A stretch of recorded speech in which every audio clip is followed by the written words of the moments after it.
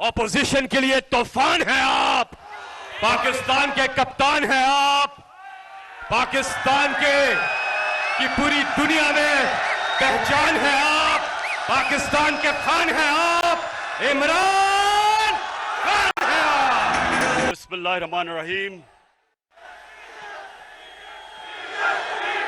इय्याका नअबुदु व इय्याका नस्तईन।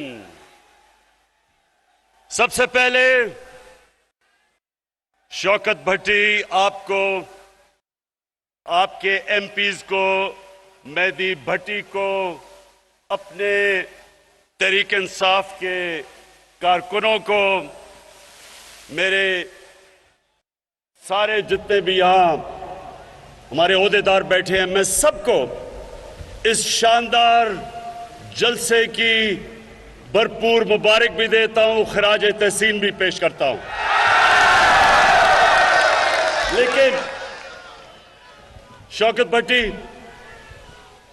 आपने इतनी बड़ी लिस्ट पेश कर दी, लगता ऐसे है कि आप एक ही साल में हाफिजाबाद में वो काम करवाना चाहते हैं जो 70 साल में नहीं हुए। देखिए इंशाअल्लाह, देखिए सबसे पहले तो मेरा हाफिजाबाद के लोगों आपसे वादा है कि इंशाअल्लाह जब हमारे 5 साल मुकम्मल होंगे, मेरा वादा सिर्फ हाफिजाबाद आपसे नहीं है, मेरे सारे पंजाब के लोगों से है कि पाकिस्तान की तारीख में इन 5 सालों में जो हम डेवलपमेंट का काम करेंगे, इस सारी मुल्क की तारीख में इतना काम नहीं हुआ होगा जो इंशाअल्लाह पंजाब में हम आपको करके दिखाएंगे। अब मैं हाफिजाबाद के नौजवानों, मैं आपका सबका जुनून देख रहा हूं। मैं ये चाहता हूं, अभी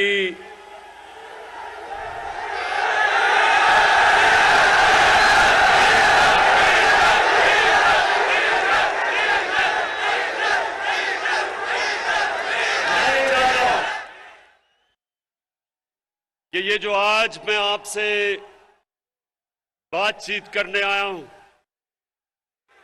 आपने बड़े तहम्मुल से और आराम से मेरी बात सुननी। मैं सबसे पहले एक चीज आपसे पूछता हूं, क्योंकि आप बाशऊर लोग हैं, मुझे ये बताएं कि इमरान खान को सियासत में आने की जरूरत क्या थी 25 साल पहले? अल्लाह इमरान खान को सब कुछ दे चुका था, जो भी मैं जिंदगी में चाहता था अल्लाह वो दे चुका था। मैं सिर्फ एक वजह से आया था, और मैं नौजवानों आपके लिए, क्योंकि आप इस मुल्क का मुस्तकबिल है, मैं ये चाहता हूं बड़े गौर से आप मेरी बात सुने। पाकिस्तान क्यों बना था? यह मुल्क इल्लामा इकबाल की जो ख्वाब थी, हम सब अपने आप से पूछे कि क्या जरूरत थी पाकिस्तान की बनाने की? ये एक बड़े मकसद के लिए बना था, और आप अगर जब तक इसको नहीं समझेंगे, हम कौम नहीं बनेंगे।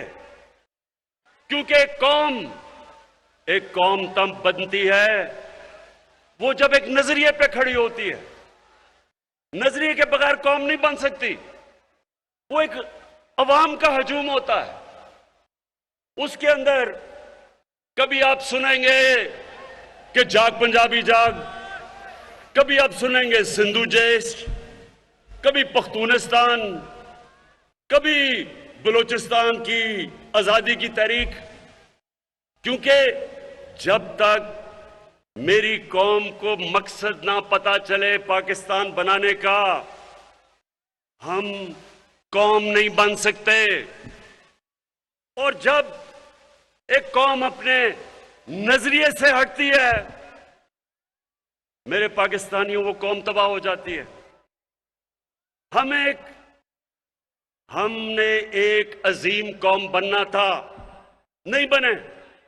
और आज मैं आप सबके सामने पहले तो ये रखता हूं कि नजरिया था क्या पाकिस्तान का। नजरिया पाकिस्तान का इल्लामा इकबाल ने बड़ा वाज़ेह किया था कि हमने वो रियासत बननी थी जब हम सारी कौम ने इकट्ठा होना था। उस नजरिए पे, जो नजरिया हमारा नबी सल्लल्लाहु अलैहि वसल्लम का था, और उन्होंने एक रियासत बनाई थी, मदीना की रियासत। वो क्यों अल्लाह हमें कहता है कि अपने नबी की सुन्नत पे चलो? क्योंकि वो मदीना की रियासत के ऊपर कई सदियों तक मुसलमानों ने दुनिया की इमामत की। जैसे जैसे वो उन असूलों से पीछे हटते रहे, मुसलमान नीचे आते रहे। तो मेरे नौजवानों, मैंने फैसला किया कि मैं अपनी कौम को उसकी तरबियत के लिए एक अथॉरिटी बनाऊं जिसका नाम रहमतुल आलमीन अथॉरिटी है। उसका मकसद क्या है? उसका मकसद अपने नौजवानों को, अपने स्कूल के बच्चों को, सबको बताना कि हमारे नबी सल्लल्लाहु अलैहि वसल्लम की सीरत क्या थी, उनका रास्ता क्या था। सबसे पहले आपने एक चीज समझनी है कि उनको रहमतुल आलमीन क्यों कहते थे? क्योंकि अल्लाह ने कहा था वो सब इंसानों के लिए, सिर्फ मुसलमानों के लिए नहीं, सब इंसानों के लिए रहमत बन के आए थे। उन्होंने मदीना की रियासत में इंसानों को इकट्ठा किया था। उसमें ईसाई भी थे, उसमें यहूदी भी थे, उसमें काफिर भी थे। उन सबको उन्होंने, इंसानों को इकट्ठा किया था एक नजरिए पे। और वो नजरिया ये था मदीना की रियासत में कि सबसे पहले रियासत में अदल और इंसाफ होगा। रियासत इंसानों को एक ही कानून सब इंसानों को रखेगी, यानी कि ताकतवर और कमजोर एक ही कानून की हुक्मरानी, इंसाफ। दूसरा रियासत में असूल था इंसानियत, फलाई रियासत, दुनिया की तारीख की पहली फलाई रियासत बनी थी। और तीसरी खुददारी, कि वो रियासत एक आजाद रियासत थी। और इन तीनों के ऊपर भी मैं बात करूंगा, लेकिन उन्होंने उससे अवाम के लिए अल्लाह ने मदीना की रियासत में जो कुरान की आयत थी, अमर बिल मारूफ व नही अनिल मुनकर, अल्लाह ने इंसानों को कहा कि रियासत की तो जिम्मेदारी इंसाफ देना, खुददार कौम, इंसानियत, फलाई रियासत, लेकिन अवाम की जिम्मेदारी क्या थी कि तुम अच्छाई के साथ खड़े होगे और बुराई के खिलाफ जहाद करोगे। ये समझ जाएं कि अल्लाह ने इंसान को ये इजाजत नहीं दी थी कि एक तरफ बुराई हो रही हो और आप इंसान कहे जी कि मैं तो किसी की तरफ भी नहीं हूं। ये मैं 25 साल से अपनी कौम को बता रहा हूं कि जब तक एक कौम बुराई के खिलाफ नहीं खड़ी होगी, उस कौम में बुराई बढ़ जाएगी, वो कौम आगे नहीं बढ़ेगी। जब एक कौम देखेगी कि जुल्म हो रहा है, जुल्म के खिलाफ नहीं खड़े होंगे, जुल्म बढ़ जाएगा। जब एक कौम देखेगी कि करप्शन बढ़ रही है और कौम कुछ नहीं करती, तो माशरे में करप्शन बढ़ जाएगी। जब आप देखते हैं कि माशरे में सेक्स क्राइम बढ़ती जा रही है, बच्चों से ज्यादतियां, रेप, ये माशरा इसका मुकाबला करता है। तो मैं सबसे पहले अपनी कौम को यह बताना चाहता हूं कि मैं 25 साल से अपनी कौम में तबलीग कर रहा हूं कि आपके ऊपर फर्ज है कि हम सब, अगर हमने अजीम कौम बनना है तो हमें सब अच्छाई का साथ देना है।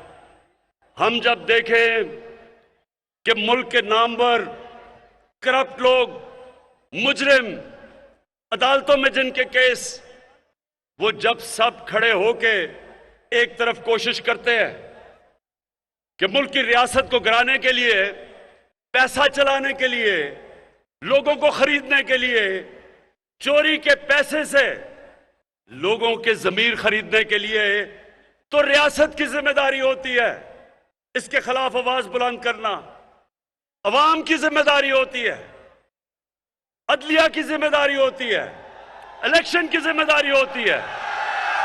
कौम मुकाबला करती है इसका। मैं नौजवानों, मगरिब में अपना बड़ा टाइम गुजारा क्रिकेट की वजह से। आप यकीन करें कि उनकी जमहूरियत के अंदर किसी की जुर्रत नहीं हो कि वो किसी एमपी के ऊपर, मेंबर ऑफ पार्लियामेंट का जमीर खरीदने की कोशिश करे। उनकी जुर्रत नहीं होती, ना एमपी की, मेंबर पार्लियामेंट की जुर्रत होती है बिकने की, क्योंकि उन्हें पता है कि वो माशरे में नहीं अपनी शक्ल दिखा सकेंगे। एक नौजवानों, ये जरा गौर से सुने, ये सारी जिंदगी बातें आपको काम आएंगी। अमेरिका के अंदर एक बड़ा अमीर आदमी था, उसका नाम बर्नी मैडॉफ था। बहुत अमीर आदमी था, सारे बड़े बड़े लोग उसको जानते थे, फिल्म स्टार वगैरह सब जानते थे। वो करप्शन में पकड़ा गया। अब नौजवानों, ये सुनो, उसे हुआ क्या? जब वो करप्शन में पकड़ा गया, उसके बड़े बेटे ने खुदकुशी की। उसका जो दूसरा बेटा था वो घर से ना निकला और अब घर बैठा बैठा ही मर गया बीमारी में। उसकी बीवी ने तलाक दी, उसकी बहन और उसके खामद ने खुदकुशी की। क्यों? क्योंकि उनको पता था कि माशरे में उनकी जगह खत्म हो गई। कोई घर नहीं उनको बुलाएगा, कोई उनके बच्चों से शादी नहीं करेगा। यह होता है खौफ। जब एक कौम अमर बिल मारूफ पे खड़ी होती है, खौफ होता है लोगों को कि माशरा क्या कहेगा। तो मैं इसलिए रहमतुल्लिल आलमीन अथॉरिटी बनाई कि हम अपने बच्चों को पढ़ाएं, स्कूल के अंदर बच्चों को सीरत नबी से पढ़ाएं, यूनिवर्सिटी में रिसर्च करवाएं, इसके ऊपर डिबेट्स करवाएं, मुल्क का कैरेक्टर बनाएं। एक जब मदीना की रियासत खड़ी हुई थी तो हमारे नबी सल्लल्लाहु अलैहि वसल्लम ने उनका कैरेक्टर, उनको लोगों को उठा दिया था, अखलाकियात उठा दी थी। और इसलिए एक तो ये वजह है कि मैंने ये अथॉरिटी बनाई कि सीरत, नबी की सीरत बच्चे बच्चे को पता हो, फिर वो जो मर्जी करना चाहता है करे, लेकिन हम अपनी रियासत, अपने लोगों में शऊर पैदा करें कि उनको पता तो चले कि ये मुल्क बना क्यों था। हमने तो एक मिसाल बननी थी दुनिया में कि एक मिसाली इस्लामी रियासत क्या होती है। ये तो इल्हाम इकबाल की सोच थी। तो मैं सबसे पहले ये कहना चाहता हूं कि मैं 25 साल पहले जब सियासत शुरू की थी तो मैं इसलिए नहीं आया था कि टमाटर की क्या कीमत है और आलू की क्या कीमत है। मैं इसलिए आया था कि मैं पाकिस्तानियों को एक कौम बनाना चाहता था। मैं देखा कि कैसे कायद आजम के बाद आहिस्ता आहिस्ता हमारी कौम, दुनिया में उसका वकार गिरता गया। मैंने देखा कि कैसे आहिस्ता आहिस्ता हमारे जो हुक्मरान थे उनको पता ही नहीं था कि मुल्क बना क्यों है। कायद आजम के बाद कभी भी कोई ऐसी लीडरशिप नहीं आई जिसने लोगों को बताया कि ये मकसद क्या था। जब पाकिस्तान बनने का ये नारा लगा था कि पाकिस्तान का मतलब क्या,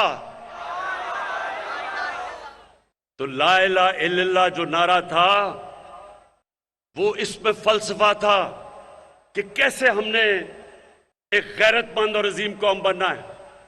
तो मैं दूसरी बात करता हूं कि हम कौम कैसे बनेंगे। एक तो मैंने रहमतुल्लाह आलमीन का आपको कहा, दूसरा हमने फैसला किया कि हम अपनी कौम में एक तालीमी निसाब लेके आएंगे। अभी तक अंग्रेज का बनाया हुआ निसाब के इंग्लिश मीडियम छोटे से तबके के लिए, अच्छी नौकरियां उनके लिए, अवाम के लिए उर्दू मीडियम, फिर एक तरफ दीनी मदरसे। ये पहली दफा 70 साल में पाकिस्तान की तारीख में एक तालीम का निसाब हम लेके आए हैं, पहली दफा। और मैं इस तरह शफकत महमूद आपको और आपकी टीम को खराज तहसीन पेश करता हूं कि हमने फैसला किया कि कौम बनाने के लिए आपको एक निसाब चाहिए। सबको अंग्रेजी पढ़ाएं, लेकिन अंग्रेजी एक इंसानों के अंदर फर्क करने के लिए तो ना हो कि जो पढ़ा लिखा है वो पहले अंग्रेजी बोले बताने के लिए कि मैं पढ़ा लिखा हूं। ये इसलिए हुआ है कि हमने कभी अपने निसाब को ठीक नहीं किया। तो इंशाअल्लाह ये जो हमने किया है, ये अभी शुरू किया 5 क्लासेस तक सबको अंग्रेजी पढ़ाएंगे, लेकिन सबको एक निसाब पढ़ाएंगे। हमने अपने दीनी मदरसों को भी, उनको भी हम बीच में लेके आ रहे हैं कि उनको भी और सब्जेक्ट पढ़ाए जाएं, ताकि हमारे दीनी मदरसे के बच्चे भी ऊपर आ सके, वो भी जनरल बन सके, जजेस बन सके, डॉक्टर बन सके। तो सारी कौम को उठाने के लिए सबसे पहले तो तालीम के ऊपर हमने काम किया। फिर 26 लाख स्कॉलरशिप्स, ये सुने जरा गौर से, 26 लाख स्कॉलरशिप्स हमने रखी अपने अवाम के लिए, नौजवानों के लिए। और ये सारों को मॉनिटर कौन कर रहा है? मेरा प्राइम मिनिस्टर ऑफिस से हम 26 लाख स्कॉलरशिप्स को देख रहे हैं कि वो मेरिट पे जा रही हैं। कहीं कोई तालिब इल्मों को कोई मसले नहीं आ रहे। और अगर ऐसे हमारे बच्चे जो बड़े ज़हीन हैं उनको स्कॉलरशिप मिले मेरिट के ऊपर, तो एक तो स्कॉलरशिप्स हमने शुरू की हैं।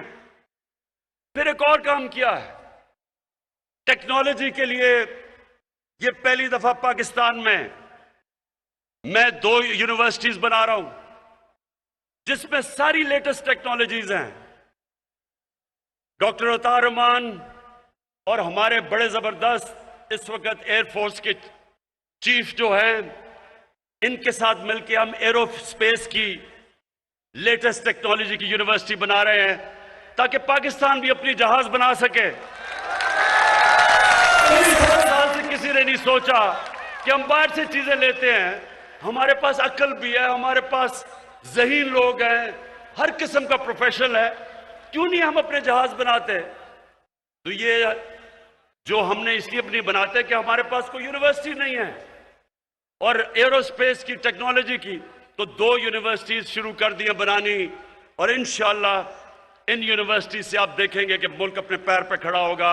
हम लोगों से ये चीजें नहीं मंगवाएंगे। अच्छा, उसके बाद मेरे नौजवानों, अब मैं आपको जो सबसे जरूरी बात बताना चाहता हूं। हमारे नबी सल्लल्लाहु अलैहि वसल्लम जब मदीना की रियासत में उनके पास थोड़े से भी मुसलमान हुए थे, 5000 या 6000 मुसलमान थे। ये जरा गौर से सुने, तारीख का हिस्सा है। 628 और 629 उन्होंने 2 खत लिखे।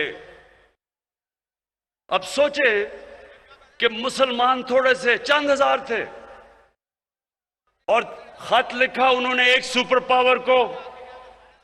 दुनिया बटी हुई थी 2 सुपर पावर्स के बीच में। एक था पर्शियन एम्पायर, एक सुपर पावर एक तरफ, मशरिक में, और मगरिब में थी रोम बैजेंटाइन एम्पायर। उन्होंने दोनों सरबराह को एक खत लिखा, दोनों को एक पैगाम दिया कि मैं अल्लाह का पैगाम लेके आया हूं, अगर तुम इस पैगाम पे चलोगे तो तुम्हारी बेहतरी है। अब सोचें कि एक लीडर, दुनिया के तारीख का सबसे अजीम लीडर, उसकी शान देखें कि जब उनकी फौजें लाख लाख से ज्यादा बड़ी फौजें और जदीद हथियार थे, ये कुछ भी नहीं थे, थोड़े से हजार मुसलमान थे, लेकिन दुनिया के लीडर को जरा देखें कि उसने उनको ये नहीं कहा कि मैं इमदाद चाहता हूं, उन्हें यह नहीं कहा कि मैं तुम्हारे से कर्जे चाहता हूं, उन्होंने कहा मैं सच का पैगाम लेके आया हूं। और दुनिया की तारीख शाहिद है कि 10 साल के अंदर अंदर उन दो खत के बाद दोनों सुपर पावर्स घुटने टेक गई मुसलमानों के सामने। तो हाफिजाबाद के लोगों सुनो, लीडर कभी किसी के सामने झुकता नहीं है। हमारे नबी सल्लल्लाहु अलैहि वसल्लम ने उनकी सुन्नत यह है कि ला इलाहा इल्लल्लाह इंसान को गैरत देता है। जब वो एक इंसान ला इलाहा इल्लल्लाह पढ़ लेता है, वो किसी झूठे खुदा के सामने नहीं झुकता। और हमारी बदकिस्मती कि हमारे जनाब यहां का प्राइम मिनिस्टर अमेरिकी सदर के सामने बैठता है, कांपे टांग रही होती हैं उसकी, हाथ में पर्ची पकड़ी हुई होती है कि कहीं मेरे मुंह से कोई गलत चीज ऐसी ना हो जाए कि अमेरिका का सदर नाराज ना हो जाए। जब एक मुल्क का लीडर इस तरह किसी के सामने टांगे कंपाता है, तो उसके बाद वो कौम को गिरा देता है, कौम गिर जाती है। कौम को तो लीडर उठाता है। हमारा जो लीडर, सबसे अजीम लीडर कायदे आजम मोहम्मद अली जिन्ना, एक गुलाम हिंदुस्तान में आजाद लीडर था, एक आजाद इंसान था। उसको देख के मुसलमानों को फख्र होता था, कभी किसी के सामने नहीं झुकता था। और हमारी अभी क्या हुआ जरा ये सुने। यूरोपियन यूनियन के एम्बेसडर्स ने मिलके खत लिखा कि इमरान खान को और हमारी हुकूमत को रूस के खिलाफ बयान देना चाहिए। अब ये सारे प्रोटोकॉल के खिलाफ है, ये सारे डिप्लोमेटिक प्रोटोकॉल्स के खिलाफ है कि एम्बेसडर्स ओपन लेटर लिख दें। और मैंने उनकी सही तनकीद की। मैंने उनको यह कहा कि तुमने हिंदुस्तान से इस तरह जुर्रत है खत लिखने की, और किसी मुल्क को लिखोगे ऐसा खत? और मैंने ये पूछा कि हम एक आजाद मुल्क हैं, हम किसी के गुलाम नहीं हैं। हमारे यहां, अब ये सुने, पहले तो 2-3 लोगों की स्टेटमेंट्स आ गई। फजल रहमान ने कहा जी बड़ा इमरान खान ने बड़ा जुल्म कर दिया।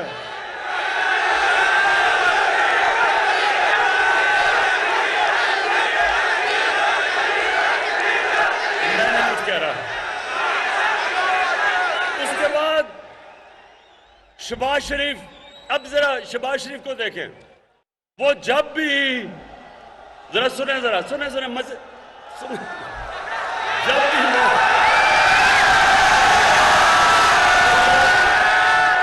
आप देखते होंगे जब वो कोई बाहर का एम्बेसडर गोरा आता है उसके सामने, तो वो जल्दी से अपनी टाई कमीज पहन के ना तो अपना सूट पहन लेता है कि सर मैं भी आप ही की तरह हूं। और फिर वो कहता है कि जी ओहो इमरान खान ने बड़ा जुल्म कर दिया, कि यूरोपियन अंग्रेजों की उन्होंने तनकीद कर दी। उसके बाद कांपे टांग रही। बिलावल कहता है को इमरान खान ने पाकिस्तान पे जुल्म कर दिया। मेरे पाकिस्तानियों जरा गौर से सुने, मैं इन सबसे बेहतर मगरब को जानता हूं। मेरी जिंदगी के कितने साल गुजरे, क्रिकेट खेलता था सारी दुनिया में। मैं मगरबी ज़हनियत को अंदर से जानता हूं। जो लोग उनके जूते पॉलिश करते हैं वो उनको हकारत से देखते हैं।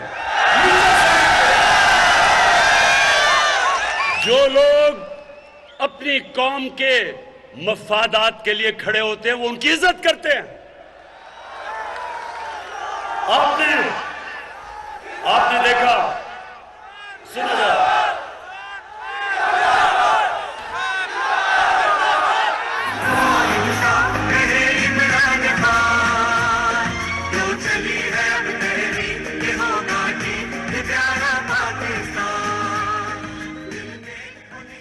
देखिए नौजवानों, अपनी जिंदगी का एक असूल बना लें। दुनिया उस इंसान की इज्जत करती है जो अपनी इज्जत करता है। जो इंसान या मुल्क अपनी इज्जत नहीं करता, दुनिया उसकी इज्जत नहीं करती।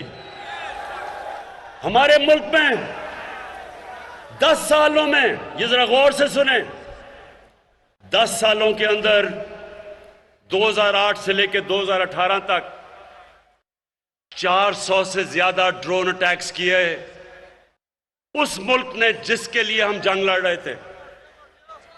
हमारे 2 सरबराह आसिफ जरदारी और नवाज शरीफ, एक दफा इन्होंने उसकी मजम्मत नहीं की।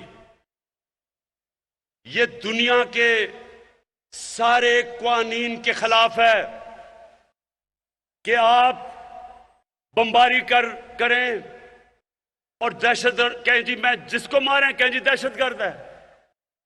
कहीं दुनिया का कानून ये इजाजत नहीं देता। और फिर एक तरफ पाकिस्तान उनके लिए जंग लड़ रहा है और वही हमारे ऊपर बमबारी कर रहे हैं। मैं बार बार इनकी मुखालफत की, मैंने धरने दिए, मैंने हर जगह कहा कि ये इंसानी हुकूक के खिलाफ है। मैंने अमेरिका में जाके ये कहा, मैंने बरतानिया में ये स्टेटमेंट्स दी। एक जगह यूरोपियन यूनियन के एम्बेसडर्स, शाह महमूद कुरैशी भी मेरे साथ थे, शीरीन मजारी भी थी। वो सारे कोई 20 एम्बेसडर बैठ के मुझे कह रहे थे कि तुम क्यों मुखालफत कर रहे हो ये ड्रोन अटैक्स की। कहते वो तो दहशतगर्द मार रहे हैं, तो आप क्यों मुखालफत कर रहे हैं। ये शाह महमूद को याद होगा और शीरीन को। मैंने उनको कहा कि लंदन में एक हमारा दहशतगर्द बैठा है 30 सालों से। उस दहशतगर्द ने जितने कराची में लोगों को कत्ल किया है, कोई भी दहशतगर्द जो तुम मार रहे हो उसने इतने कत्ल नहीं किए। फर्क यह है कि उसने पाकिस्तानियों का कत्ल किया है, पाकिस्तानियों के खिलाफ दहशतगर्दी की है, और वो आराम से लंदन में बैठा है। हम कहते हैं कि जनाब हमें दो, आप कहते हैं जी कानून में, आप कहते हैं अदालत में आके साबित करें। तो मैंने उससे कहा कि अगर पाकिस्तान, अगर आप हमें इजाजत देंगे कि हम ड्रोन अटैक करके उसको लंदन में मार दें। इनको याद है शाह महमूद को। मैंने उससे जब पूछा, मैंने कहा आप हमें इजाजत देंगे, और अगर आप इजाजत नहीं देंगे और कभी भी कोई भी महजब माशरा नहीं देता, तो क्या हम आपके कमी हैं कि आप यहां के ड्रोन अटैक्स मार रहे हैं।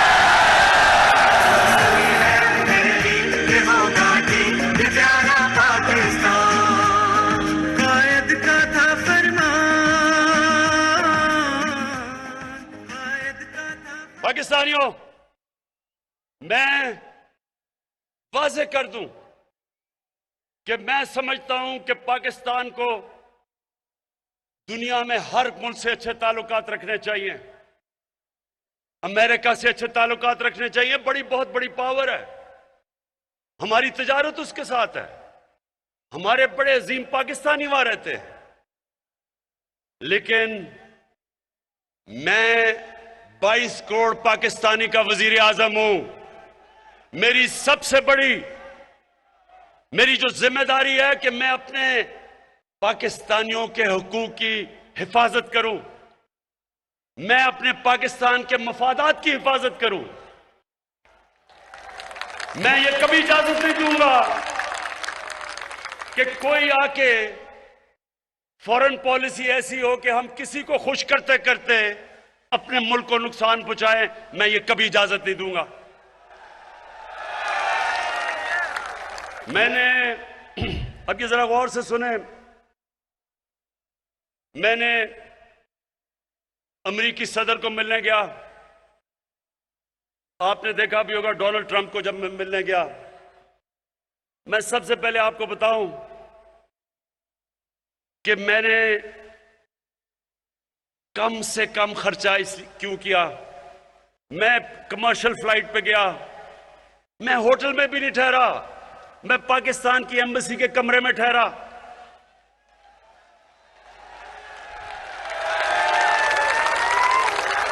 क्योंकि मैं उनको यह बताना चाहता था कि मेरे मुल्क के ऊपर इस वक्त मुश्किल माशी हालात हैं।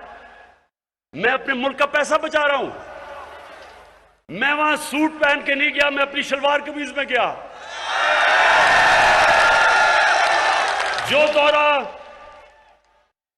जो दौरा नवाज शरीफ और जरदारी ने $12 लाख से और $14 लाख में किया, वो मैंने $1.5 लाख में किया। सिर्फ इसलिए कि मैं मगरब ज़हनियत को समझता हूं। आप वहां जाके बड़े बड़े होटलों में ठहरे हैं, अपने मुल्क का पैसा खर्च करें, उनको बड़े बड़े तोहफे दें और उनको पता हो कि आपका मुल्क मकरूज है, वो आपकी इज्जत नहीं करते, वो आपको नीचा समझते हैं, वो आपका मजाक उड़ाते हैं आपके पीछे। मैं जानता हूं उनको। वो आपकी इज्जत करते हैं जब वो देखते हैं कि इसको अपने मुल्क की फिक्र है। वो देखते हैं कि उसे जब अपने मुल्क पे फख्र है, उसको शर्म नहीं आती पाकिस्तानी होते हुए। और सबसे ज्यादा वो आपकी इज्जत करते हैं। और ये सुने जरा गौर से, जब भी मेरे पास कोई बाहर से कोई सरबराह मुल्क का आता है, कोई फॉरेन मिनिस्टर आता है, तो सुने पाकिस्तानियों, मेरी एजेंसीज, मेरा फॉरेन ऑफिस मुकम्मल तौर पे उसके ऊपर बताता है कि उसने तालीम किधर हासिल की, उसने सियासत से पहले क्या किया, उसका पेशा क्या था, उसने पैसा क्या बनाया, वो ईमानदार है या नहीं, पूरा मेरे पास उसकी डिटेल आती है उसके मिलने से पहले। इसी तरह जब पाकिस्तान का सरबराह जाता है बाहर के मुल्क में, तो उनके पास हर चीज उसके ऊपर आ जाती है कि इसकी तालीम क्या है, इसकी सियासत में क्या इसका पोजीशन है, क्या ये ईमानदार है या नहीं। और जब उनको ये पता चलता है कि हमारे वजीर आजम के अरबों डॉलर की प्रॉपर्टीज बाहर पड़ी हैं, ये याद रखें कि उनकी एजेंसीज मुकम्मल तौर पे बता देती हैं कि उनके पैसे किधर हैं।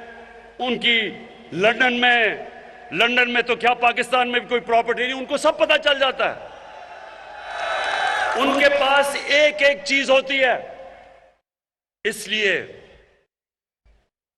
अगर अल्लाह ने मुझे बाहर इज्जत दी तो उनको सबको पता है कि मेरा कोई पैसा बाहर नहीं पड़ा। उन सबको पता है कि मैंने अपने मुल्क से करप्शन नहीं की। वो आपकी इज्जत करते हैं। और अल्लाह का शुक्र है कि चाइना में गए, उन्होंने हमारी इज्जत की। आपने देखा होगा कि उन्होंने रिकॉर्ड टाइम पे, हाफिजाबाद ये याद रखो, रिकॉर्ड टाइम में चाइना ने हमें फाइटर जहाज दिए, J-10C, जो आपको पता होना चाहिए कि ये 1982 के बाद पाकिस्तान के पास इस तरह के जहाज आए हैं। और ये हमारे तहफ़्फ़ुज़ के लिए। और जो लगने थे 2 या 3 साल, 7 महीने में उन्होंने हमें ये JC-10 की स्क्वाड्रन दी है। ये F-16 के बाद सबसे बड़ा पाकिस्तान की हिफाजत के लिए चाइना ने दिया है, क्योंकि इज्जत करते हैं। हम रूस गए, 3 गार्ड ऑफ ऑनर्स दिए उसने, रूस के प्रेसिडेंट ने हमें इज्जत दी, उसने हमें। मैं जब सदर ट्रंप से मिलने गया, उसने इज्जत की। उसने ऐसे, उसे पता था कि ये आदमी 2 नंबर नहीं है। जब वो हमारे पिछलों से मिलते थे तो इसलिए ये बेचारे उनके सामने गिरे हुए होते थे। तो देखें, कौम की इज्जत उसका प्राइम मिनिस्टर होता है, उसका सरबराह होता है। जब वो झुकता है, वो कौम की सारी इज्जत नफ्स तबाह करके रख देता है। तो मैंने आपसे 25 साल पहले अपनी कौम से कहा था कि ना मैं कभी किसी के सामने झुका हूं, और इंशाअल्लाह कभी अपनी कौम को किसी के सामने झुकने नहीं दूंगा। 22 तारीख को 15 साल के बाद इस्लामिक मुल्कों की यानी OIC की कॉन्फ्रेंस हो रही है इस्लामाबाद में। 15 साल के बाद सारे मुसलमान मुल्कों के फॉरेन मिनिस्टर्स आ रहे हैं पाकिस्तान में। तो ये हमारा मुल्क, हमारी ताल्लुकात सबसे है, सबसे रखना चाहते हैं। और मैं आपको ये वाज़ेह कर दूं कि हम सबसे ताल्लुकात रखेंगे, लेकिन अपने मुल्क के मफादात के ऊपर कभी कॉम्प्रोमाइज नहीं करेंगे। अब मैं आता हूं मदीना की रियासत, जरा सुने, आखिर में पहुंच रहा हूं। मैं सिर्फ बताना चाहता हूं कि जो हमने किया है आज तक पाकिस्तान की तारीख में कौम बनाने के लिए किसी ने नहीं किया। मदीना की रियासत फलाई रियासत थी। फलाई रियासत क्यों जरूरी है? रियासत एक कौम बनती तब है जब सारे फर्ज कौम के समझे कि ये जो रियासत है ये हमारे लिए है, ये हमारा ध्यान रखेगी, ये हमें इंसाफ देगी। अगर हमें मुश्किल वक्त आए, घर में बीमारी हो, तो रियासत मेरा ध्यान रखेगी। अगर मैं भूखा हूं तो रियासत हमारे बच्चों का ध्यान रखेगी। तो ये जो सफर है फलाई रियासत का, ये भी पाकिस्तान को कौम बनाएगा। रहमतुल्लाह आलमीन अथॉरिटी कौम बनाएगी। हमारा जो तालीम का निज़ाम है, एक निसाब, वो कौम बनाएगा। जो हमारी लीडरशिप है, अपनी कौम को खुददारी देके ये कौम बनाएगी। और ये जो फलाई रियासत है, इसमें सबसे बड़ा काम जो हमने हेल्थ कार्ड लेके आए हैं, हर खानदान स्वाय सिंध के, क्योंकि सूबे कर रहे हैं, ये उस्मान बुज़दार की मैं खास तारीफ करता हूं कि 400 अरब रुपया कभी पाकिस्तान में इस तरह का पैसा किसी ने खर्च नहीं किया आवाम पे। 400 अरब रुपया हम खर्च कर रहे हैं। हर खानदान को 10 लाख रुपए का हेल्थ कार्ड। इसका मतलब, ये जरा सुने, इसका मतलब ये कि अगर आपके घर में खुदा ना खास्ता बीमारी आए तो वो 10 लाख तक आप किसी भी अस्पताल में जाके अपना इलाज करवा सकते हैं। प्राइवेट हॉस्पिटल में जा सकते हैं। प्राइवेट हॉस्पिटल में आम आदमी सोच भी नहीं सकता जाने का। अभी जो लाहौर का महंगा हॉस्पिटल है, डॉक्टर्स हॉस्पिटल, उनके सरबराह डॉक्टर जावेद ने मुझे टेलीफोन किया 1 महीना पहले। कहता है, इमरान, मैं आपको बताना चाहता हूं कि हमारे हॉस्पिटल में, और महंगा हॉस्पिटल है, पहला हेल्थ कार्ड के ऊपर हार्ट का ऑपरेशन किया हमने। एक गरीब आदमी, एक ड्राइवर गया वहां, दिल की बीमारी थी, हेल्थ कार्ड के ऊपर प्राइवेट हॉस्पिटल में उसका मुफ्त इलाज हुआ। तो ये मुझे पाकिस्तानियों बताओ कि 70 साल से किसी ने ये नहीं सोचा कि आम आदमी के ऊपर क्या गुजरती है अगर घर में बीमारी होती है। ये कभी पाकिस्तान में चीजें नहीं हुई। फिर पनाहगाह, मैं जब लाहौर के वो पुराना जो लाहौर का रावी का पुल था, जब उससे आता था दाता साहब की तरफ, तो वो जो बीच में सड़क के बीच में जो जगह थी, हमेशा मैं देखता था कि बेचारे लोग सो रहे हैं उसके ऊपर, मजदूर सो रहे हैं उसके ऊपर, ट्रक गुजर रहे हैं रात को, बसें गुजर रही हैं, धुआं आ रहा है, मिट्टी आ रही है। कभी किसी ने नहीं सोचा कि उनके लिए एक हम पनाहगाह बना दें कि जाके उधर सो सके गरीब लोग। कभी किसी ने नहीं सोचा, कभी किसी में यह रहम नहीं आया।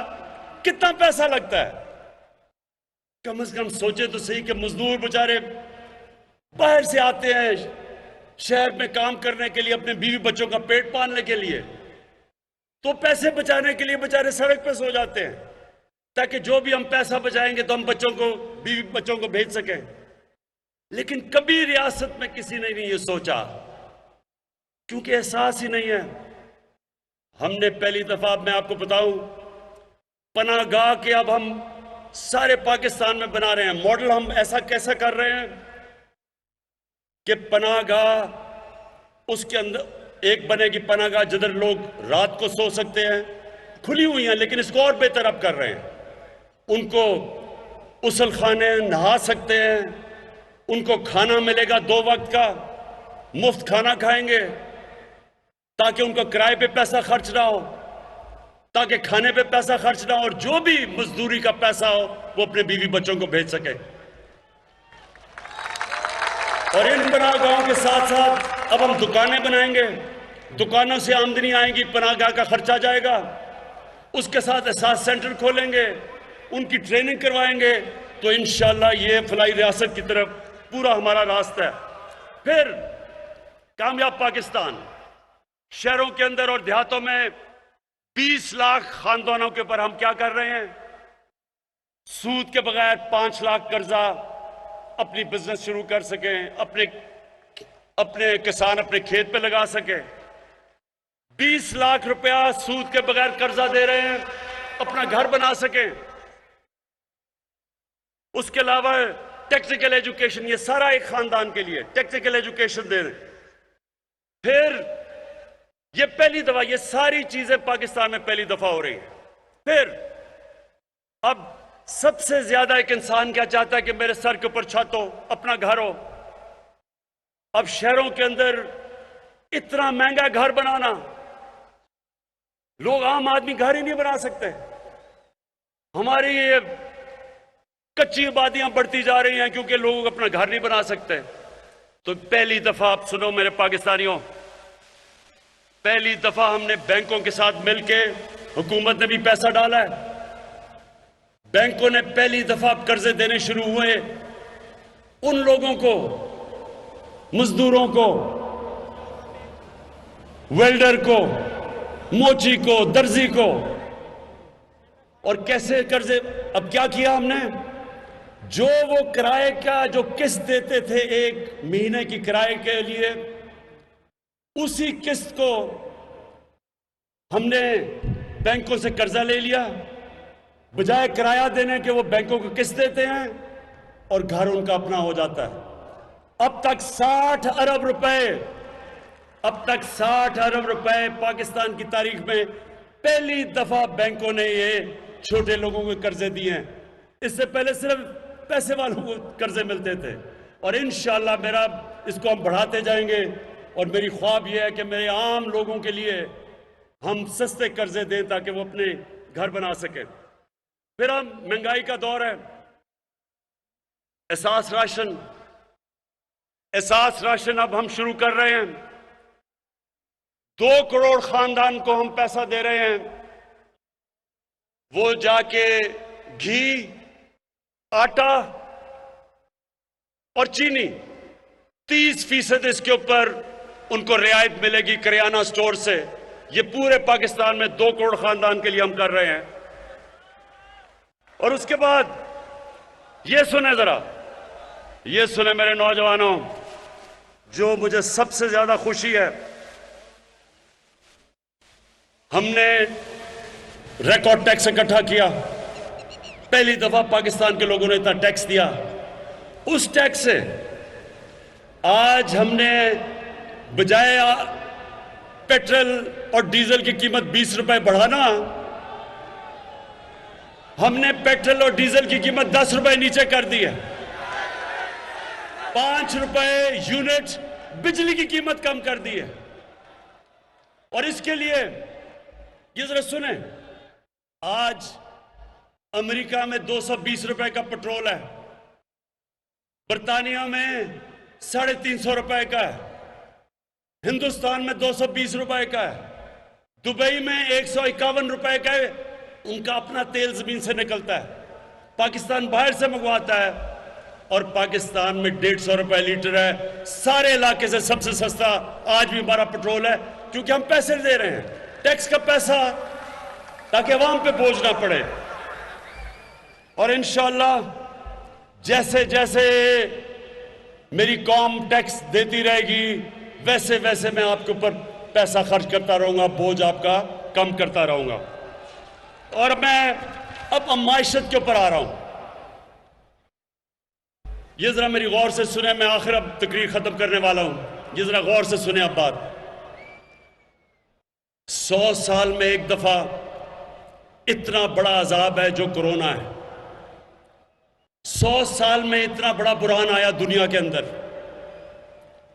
जब बुरहान आया तो मेरे पाकिस्तानियों, सारी दुनिया ने लॉकडाउन लगा दिए, सारा कारोबार बंद कर दिया, लोगों को घरों में बंद कर दिया। हिंदुस्तान ने भी कर दिया। मुझे सबने कहा कि आप भी पाकिस्तान में लोगों को बंद कर दें। मैंने बार बार लोगों से एक सवाल पूछा कि मुझे बताओ कि अगर मैं लॉकडाउन लगाऊंगा, मेरे दिहाड़ीदार का क्या बनेगा, टैक्सी ड्राइवर का क्या बनेगा, रिक्शा ड्राइवर का क्या बनेगा, छाबड़ी वाले का क्या बनेगा। जो आदमी पैसा कमाता है और अपने बच्चों को पालता है, जो दिहाड़ी कमा के बच्चों को खाना देता है, उसका क्या बनेगा।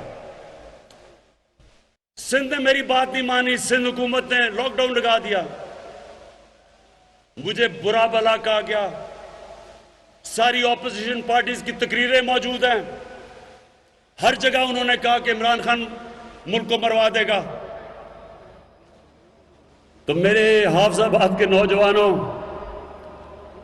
अल्लाह का करम हुआ कि आज 2 साल के बाद सारी दुनिया ये कह रही है कि जो इमरान खान और पाकिस्तान ने कोरोना पे जो उन्होंने हिकमत अमली की थी, वो दुनिया में सबसे अच्छी है।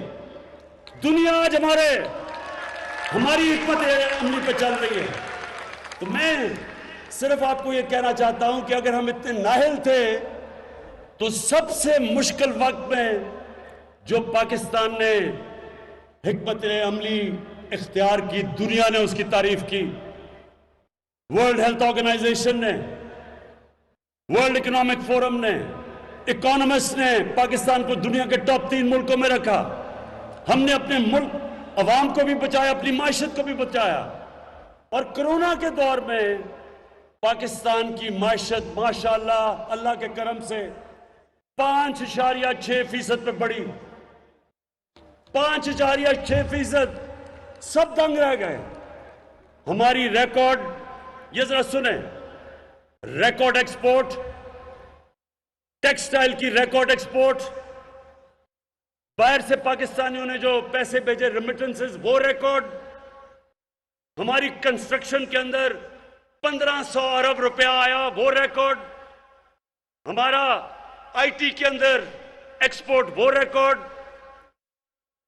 4 बड़ी जो हमारी फसलें थी, गंदम, गन्ना, चावल और मकई, चारों में रिकॉर्ड हुआ।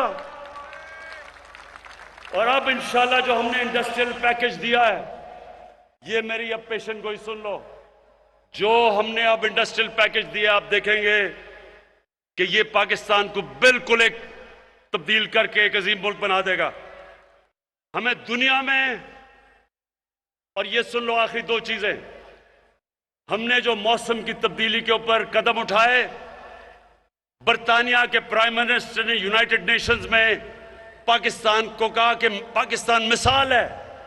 पाकिस्तान वो मुल्क है जो दुनिया को दिखा रहा है कि मौसम की तब्दीली यानी क्लाइमेट चेंज का कैसे मुकाबला करना है। फिर 50 साल में, हाफिजाबाद के लोगों, आप यहां ज्यादातर किसान हो, 50 साल में पहली दफा पाकिस्तान में डैम्स बनी हैं। 10 डैम्स बना रहे हैं हम, ये 50 साल के बाद, ताकि पानी को बचाएं, ताकि किसानों के पास ज्यादा पानी आए, सस्ती बिजली बने, पानी के ऊपर बिजली बने। और इंशाअल्लाह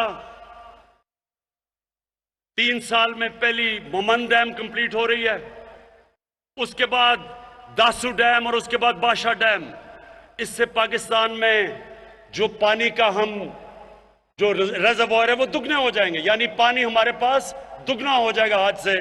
और इंशाल्लाह ये किसानों के लिए बड़ी खुशखबरी है। मैं आखिर में, मेरे हाफिजाबाद के लोगों, मैं आपके सामने आखिर में एक बात कहता हूं कि मेरा ये ईमान है कि हमारा मुल्क एक बहुत अजीम मुल्क बनने जा रहा है। ये वो मुल्क है जो 27वीं रमजान को बना था। ये वो मुल्क है जिसने दुनिया को बताना है कि सही माने में जो नबी सल्लल्लाहु अलैहि वसल्लम की सुन्नत थी, मदीना की रियासत, वो कैसे, उसके क्या असूल थे।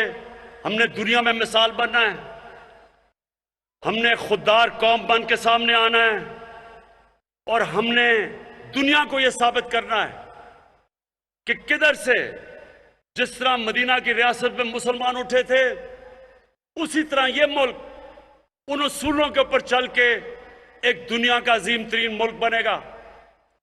और इंशाअल्लाह ये जो हमारे सामने हमें धमकियां मिलती हैं, अभी ये जो हिंदुस्तान का एक मिसाइल भी आ गया, पाकिस्तान ने बड़ी हिकमत से इसका जवाब दिया, हालांकि हम और भी कुछ कर सकते थे। लेकिन आज मैं आपको कह दूं, हमारा मुल्क वो है जो अपनी दिफा कर सकता है, जो इस वक्त सही रास्ते पे चला गया है, जिसकी माशत सही जा रही है, और जो इंशाल्लाह अगले 1.5 साल होंगे उसमें आप देखेंगे कि ये मुल्क उधर पहुंच जाएगा जो, अगर हम 1947 में सही माने पे चल पड़ते तो आज हम कहां के कहां पहुंच चुके होते। और हाफिजाबाद के लोगों और नौजवानों, इसकी कोई फिक्र ना करें कि ये जो सब इकट्ठे होकर कोशिश कर रहे हैं कि हुकूमत गिर जाएगी, ये आपके सामने होगा। आने वाले दिनों में आप सब देखेंगे कि ये बजाय हुकूमत के गिरने के, ये जो 3 चूहे निकले करने चले शिकार, इन तीनों का इंशाल्लाह आप शिकार होते देखेंगे। पाकिस्तान पाइंदाबाद।